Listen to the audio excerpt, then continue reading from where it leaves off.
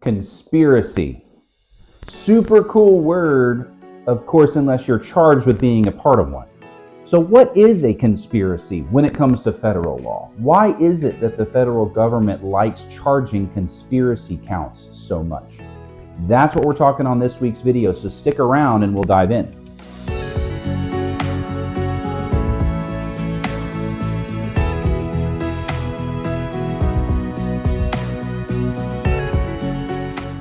Happy Friday, everybody. Hope you're having a great week. And like I said on the intro, this week we are talking about federal conspiracy laws. Now, conspiracy counts are some of the most common, some of the most popular, for lack of a better word, criminal counts that the government charges in criminal cases around the country. There's a whole host of different types of conspiracies. There's drug conspiracies, fraud conspiracies, money laundering conspiracies. You name it, almost any criminal action can also be considered a conspiracy, right? So why is it that the federal government charges so many people with conspiracies? What is it about conspiracy counts that make them so common in federal criminal cases? Well, first, let's look at what the government needs to show somebody is a part of a conspiracy, because this is the first part of the answer. What they need to show is that you, or the criminal defendant, along with at least one other person, made an agreement to violate a law, some law, that there was an agreement reached that this law was going to be violated, and that you, being the criminal defendant, took at least one overt act, or took one affirmative step, I should say, committed an overt act in furtherance of that conspiracy. And the third thing that they need to show is that you, the criminal defendant, were aware of the illegality of the criminal conspiracy. Okay, so really there's three main things. They need to show the agreement, that you and one other person had an agreement to violate some law, that you knew that what you would be doing would be illegal, and that you took at least one affirmative step or committed at least one overt act in furtherance of that conspiracy. So what that means is, when they charge a conspiracy, they don't have to prove that you did everything necessary to commit the crime.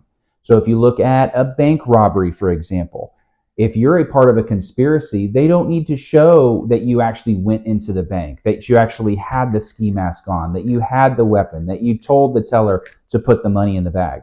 As long as they can prove that you did one thing that helped that conspiracy be successful, you were the getaway driver, you were the house where everything got planned, you were the financier where you gave everybody money to buy the equipment.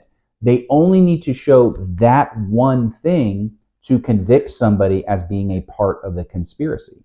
So it's much easier for them to prove that than it would be if they had to show that you committed each one of the essential elements of the underlying crime. The other reason that conspiracy cases are popular and they're easier for the government to prove is because all it takes for a conviction to stand on a conspiracy is the testimony of a co-conspirator. Okay, I'll say that again. The only thing that the government requires is for one of your co-conspirators to come forward at trial and to testify that you and them agreed to commit a crime and that you took one step to make that happen. They don't have to corroborate that testimony. They don't have to have any physical evidence to corroborate that testimony. They don't have to have you on video. They don't have to have surveillance. They don't have to have undercover buys. If that testimony is credible to a jury, and a jury believes them and convicts you of being a member of a conspiracy, then that conviction stands. So there's less that they have to have in terms of evidence to convict somebody of a conspiracy. So that's another reason why these conspiracy counts are so often charged.